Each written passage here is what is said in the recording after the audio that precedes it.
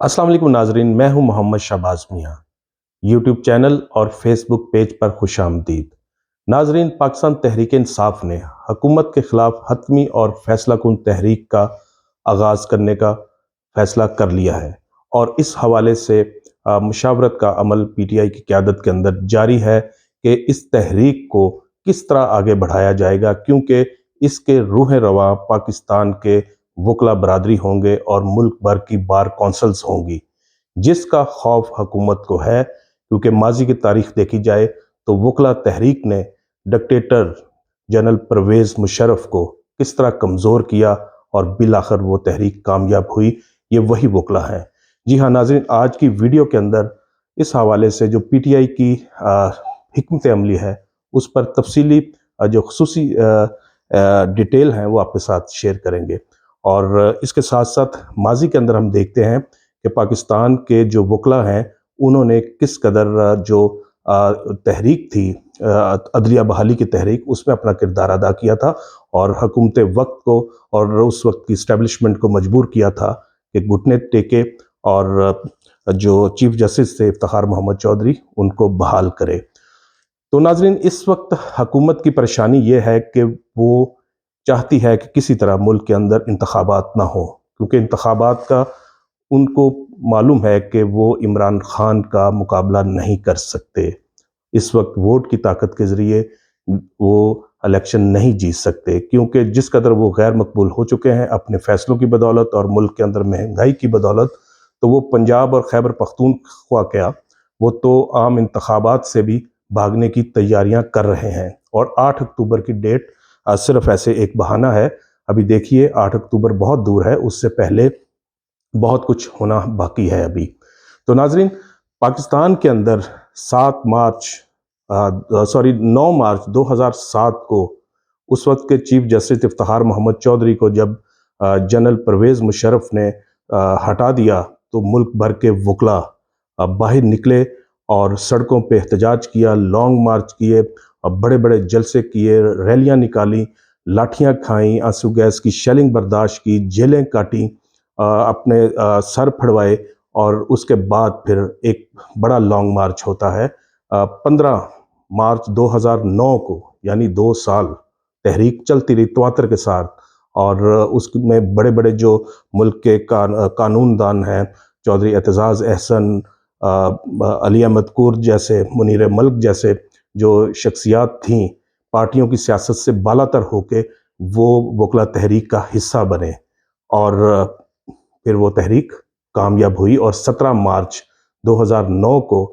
हुकूमत जो उस वक्त पीपल्स पार्टी की थी और उसके साथ साथ एस्टेब्लिशमेंट, वो मजबूर हुए और इफ्तिखार मोहम्मद चौधरी बहाल हो गए। उस वक्त के बाद फिर हमने देखा कि जुडिशल एक्टिविज्म भी हुआ और वकला बरादरी जो है बहुत खुल के खेलना शुरू हो गई। और आज जब इलेक्शन कमीशन की जानिब से पंजाब के जो इंतखाबात थे 30 अप्रैल को वो करवाने होना थे, वो मनसूख कर दिए गए। तो उसके बाद फिर बार कौंसल्स की तरफ से सख्त रिएक्शन आया है, सुप्रीम कोर्ट बार की तरफ से, लाहौर बार की तरफ से, लाहौर हाई कोर्ट बार की तरफ से। इस तरह मुल्क की जो तकरीबन 96 बार कौंसल्स हैं, जो सूबाई सतह की भी हैं, डिस्ट्रिक्ट सतह की भी हैं और तहसील लेवल की भी हैं, उनकी तरफ से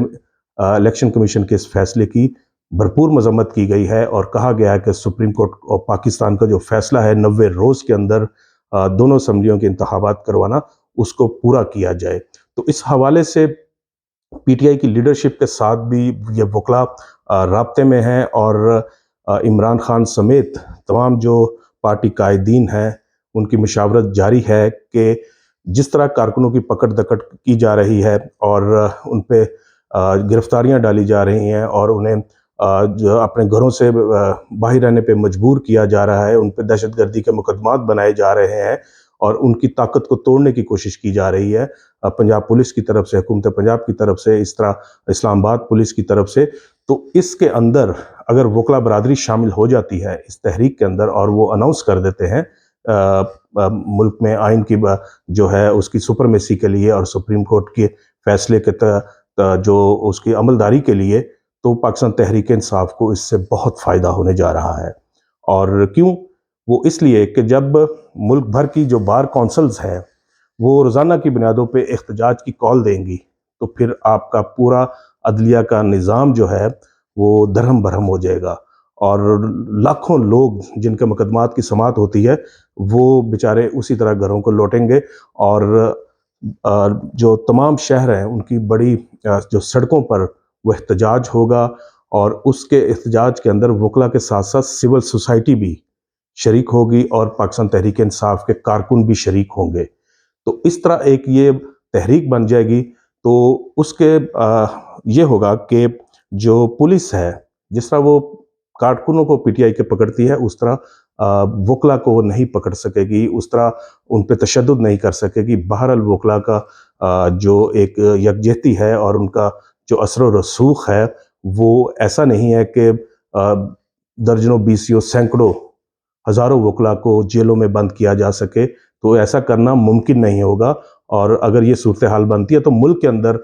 جو سیاسی کشیدگی ہے وہ مزید بڑھ جائے گی اور حالات خراب ہو جائیں گے، اور وہ خدا نخواستہ ایسا ہو سکتا ہے کہ حالات پھر کسی کے بھی کنٹرول میں نہ رہے، کیونکہ جب پاکستان کے اندر تحریکیں چلتی ہیں، چاہے وہ پی این اے کی تحریک ہو 77 میں ذوالفقار علی بھٹو کے خلاف جو 9 ستارے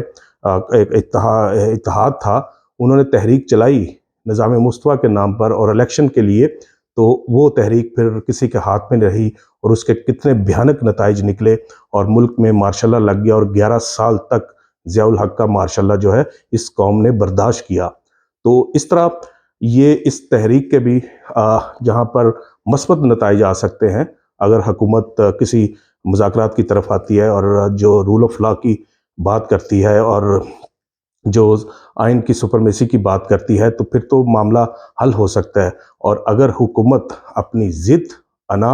اور بدلے کی سیاست کی طرف رہتی ہے تو اس کے پھر نتائج بھیانک ہو سکتے ہیں، اور ملک جو ہے مزید کشیدگی کی طرف جا سکتا ہے، جس کا نقصان حکومت وقت کو ہوگا، کیونکہ وہ اس وقت حکومت میں ہے،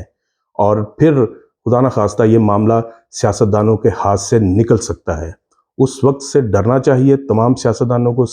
تمام سیاسی جماعتوں کو، اور اپنے معاملات جو ہیں مذاکرات کی ٹیبل پہ بیٹھ کے اور عدالتوں کے فیصلوں کے احترام کرتے ہوئے آگے بڑھنا چاہیے، اور ملک کے اندر الیکشن کی راہ ہموار کرنی چاہیے۔ کیونکہ آج اگر چودھری اعتزاز احسن کہہ رہے ہیں، یا اس کے ساتھ ساتھ سردار لطیف کھوسہ کہہ رہے ہیں، یا اور جو سینئر قانون دان ہیں وہ کہہ رہے ہیں کہ حکومت وقت کو سپریم کورٹ کا فیصلہ ماننا چاہیے، اور اگر وہ وکلا تحریک کا یہ سارے لوگ حصہ بن جاتے ہیں تو اس کے بعد پھر حکومت کی پریشانیاں بڑھیں گی، کم نہیں ہوں گی۔ اور یہ وہ ایک ہتھیار ہے اس وقت پی ٹی آئی کے پاس، جس کا وہ استعمال کر کے حکومت کو بہت ٹف ٹائم دے سکتے ہیں۔